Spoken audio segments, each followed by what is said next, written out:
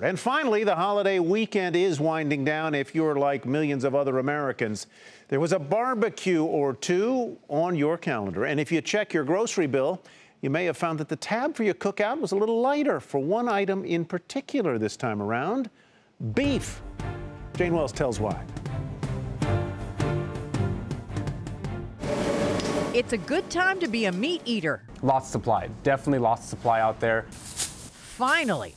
A Midwest drought in 2012 caused the nation's cattle ranchers to cut back the size of their herds. Low supply sent beef prices skyrocketing. Ranchers then began rebuilding their herds, and now consumers are seeing the results. Beef and veal prices are actually down 5.6% since this time last year. USDA economist Anne-Marie Coombs says pork and poultry prices are also falling.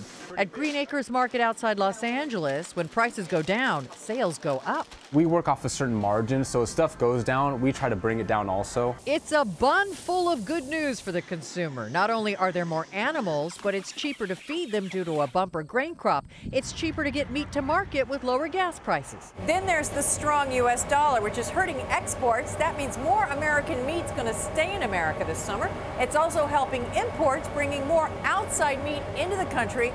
All in all, it means there's a lot more supply for the barbecue, and that should bring down prices. But it's not an across-the-board rebound. California ranchers still face drought. As you can see, the hills are brown right now, and we're usually green until June. Rancher John Harvey sold all his cows 3 years ago and started supplementing his income with a food truck.